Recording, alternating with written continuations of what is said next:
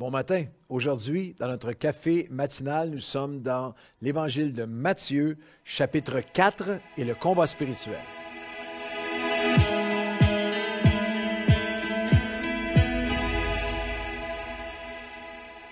Bonjour à tous et bienvenue à votre café matinal.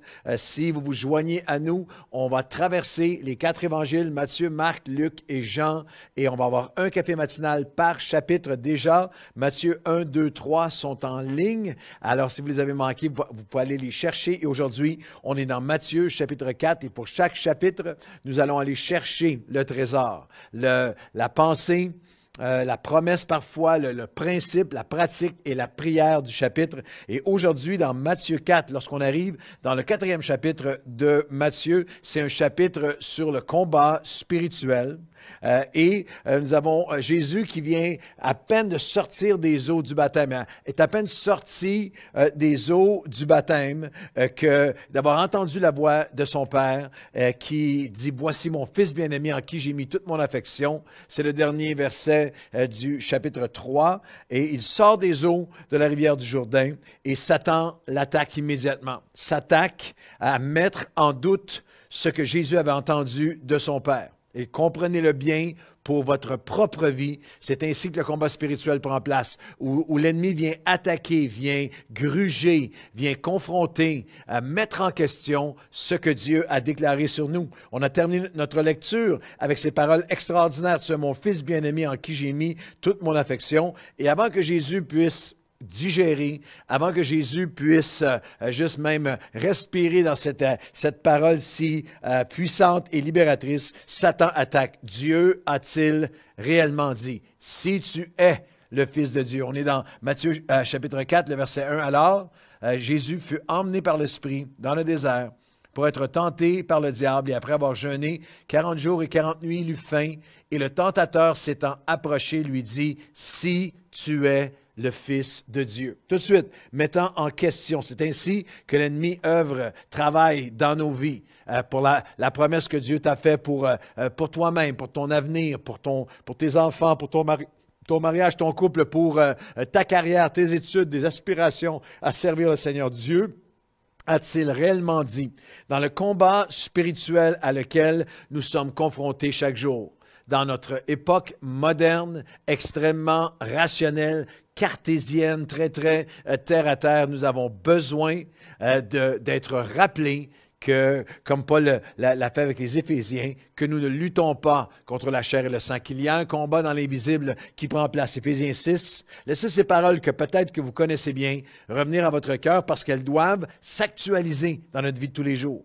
Au reste, Éphésiens 6, versets 10 à 13 et 18, au reste, fortifiez-vous, fortifie-toi chaque jour dans le Seigneur et par sa force toute puissante, revêtez-vous de toutes les armes de Dieu afin de pouvoir tenir ferme, pas seulement contre les situations humaines, les combats humains, non, contre les ruses du diable. Car nous n'avons pas à lutter contre la chair et le sang, il y a un combat dans l'invisible, mais contre les dominations, autorités, princes de ce monde de ténèbres, contre des esprits méchants dans les lieux célestes qui ont une attaque, une incidence dans notre vie de tous les jours. C'est pourquoi prenez toutes les armes de Dieu afin de pouvoir résister, antitémie, offrir une force, offrir une résistance, une force contre la force qui vient contre nous dans le mauvais jour, tenir ferme après avoir tout surmonté en faisant en tout temps par l'Esprit, en tout temps, par l'Esprit, toutes sortes de prières et de supplications. Dans ce combat spirituel que nous retrouvons dans Matthieu chapitre 4, il y a quelques étapes importantes. Matthieu 4 nous enseigne qu'il faut réaliser. Cette attaque n'est pas nouvelle. Satan attaquait de la même façon lorsqu'il a attaqué Jésus, le même stratagème avec les mêmes pièges que dans le Jardin d'Éden. L'apôtre Paul dira dans 2 Corinthiens 2, 11, « Car nous ne sommes pas ignorants.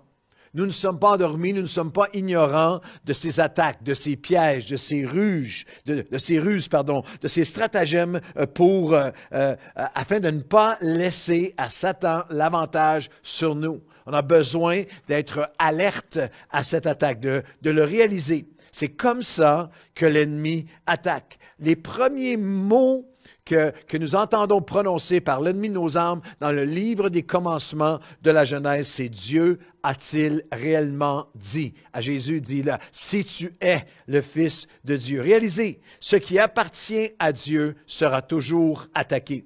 De la première famille de Adam et Ève au combat spirituel de Jésus dans Matthieu 4, à vous et moi aujourd'hui, l'essence même de l'ennemi de nos âmes, et il est un accusateur, il est un menteur dès le commencement.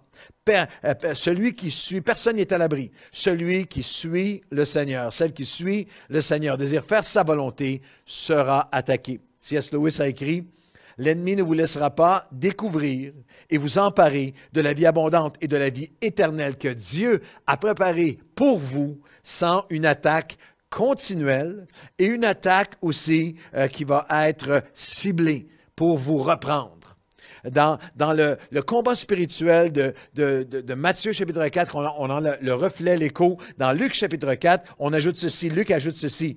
Après l'avoir tenté de toutes ses manières, le diable s'éloigna de lui jusqu'à un moment favorable. C'est un des aspects importants du combat spirituel. Est-ce que vous savez discerner ces moments dans vos vies qui sont favorables à l'ennemi pour vous attaquer de différentes façons. Des moments favorables pour des attaques de l'ennemi, où vous êtes plus vulnérable, plus sensible. Des saisons, des moments de votre vie, ça peut être des saisons de fatigue ou d'offense ou d'attente, ou des saisons de déception, ou des saisons parfois même d'abondance où on baisse la garde, des saisons d'épuisement spirituel. Êtes-vous capable de discerner, êtes-vous alerte à discerner les sphères de votre vie où l'ennemi est favorable, des saisons plus favorables ou des sphères de votre vie? Des carences dans votre personnalité, des traits de personnalité, des parties de votre héritage humain, religieux, familial, faiblesse, saison ou moment meurtrier pour votre appel, où celui qui vient pour tuer, égorger et détruire cherche un moment favorable. Dans le combat spirituel, il faut réaliser, et dans le combat spirituel, il faut aussi répondre. Pourquoi l'ennemi vous attaque-t-il? Parce que vous êtes en tant qu'enfant de Dieu, vous avez une valeur éternelle et inestimable, une œuvre éternelle et inestimable à accomplir pour Dieu. Satan attaque parce qu'il est terrifié par votre potentiel. L'ennemi t'attaque parce qu'il est terrifié par ton avenir. Il était terrifié de ce que le Fils de Dieu était pour accomplir et ce que le Fils de Dieu peut accomplir en toi et à travers toi. Satan est un voleur.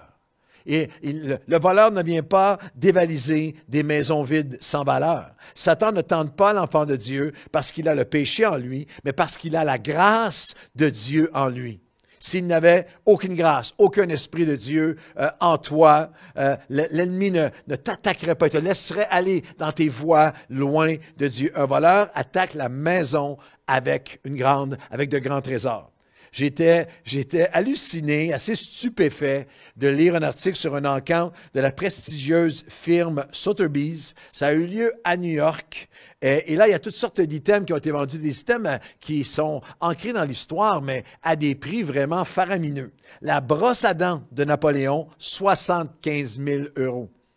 Le collier de fausses perles de Jacqueline Kennedy Onassis, 300 000 €, et les bâtons de golf en bois qui datent des années 60, un bâton de bois de golf de John F. Kennedy, 1 200 000 €. Ces objets n'avaient pas cette valeur astronomique en eux-mêmes, mais à cause de à qui ils ont appartenu. Vous appartenez à Dieu. J'appartiens à Dieu. Nous appartenons à Dieu. Votre valeur a augmenté de façon vertigineuse lorsque vous avez donné votre vie au Seigneur. Je suis passé de une propriété abandonnée ou un objet perdu à être un fils, une fille pour vous, du Dieu vivant, du Créateur de l'univers. Dans le grand combat spirituel, il faut réaliser et il faut aussi savoir répondre. Matthieu chapitre 4.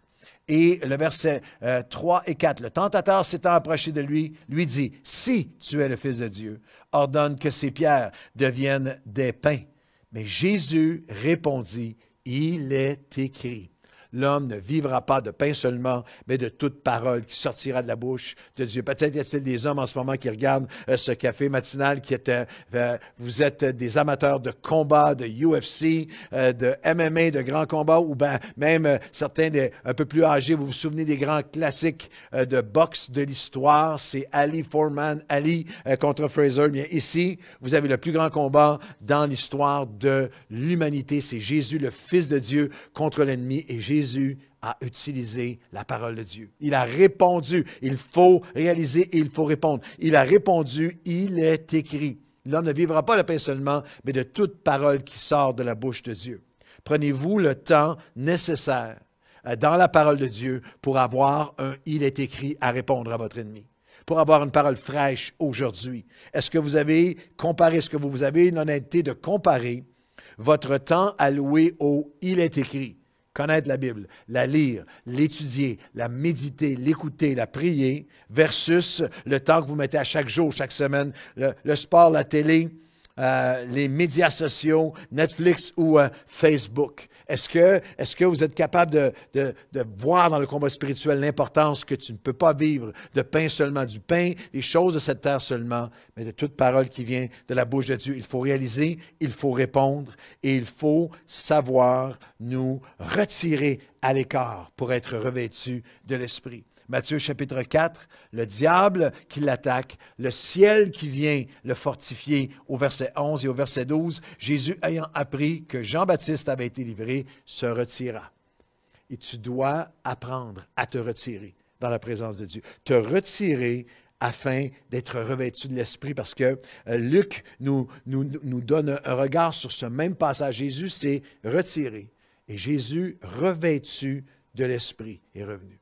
Tu as besoin d'apprendre à te retirer dans la présence de Dieu, te retirer seul avec lui, te retirer dans sa parole, te retirer du tourbillon de la vie. Il faut réaliser, il faut répondre, il faut être revêtu de l'Esprit, rejeter le vêtement souillé par la chair, revêtir le vêtement spirituel de louange au lieu de l'Esprit abattu.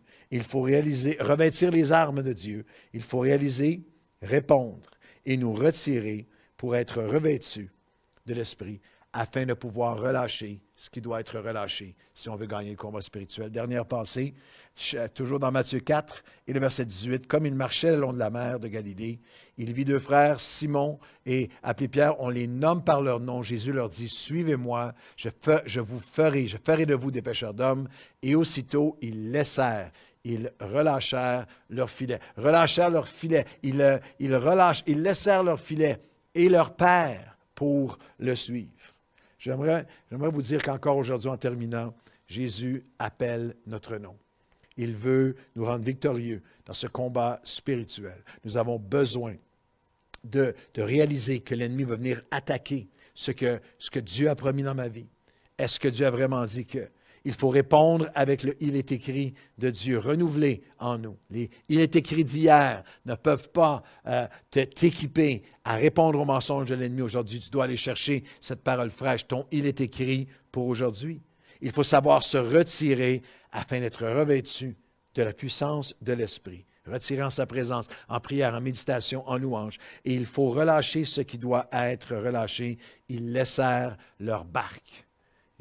À chaque jour, semaine, mois et année dans ma vie de combat spirituel, j'ai des barques que je dois laisser pour suivre Jésus. De notre sécurité, de nos plans, de nos échéanciers, de nos attentes, d'attitudes ou d'habitudes, de relations qui sont maintenant ou toxiques ou simplement inutiles spirituellement. Relâcher afin de pouvoir nous emparer de cette victoire que Dieu a pour nous. Alors, on prie ensemble aujourd'hui, selon Matthieu, chapitre 4. Seigneur, dans ce combat spirituel, lorsque l'ennemi vient et dit, Dieu a-t-il réellement dit, que nous puissions aller dans ta parole et répondre, il est écrit.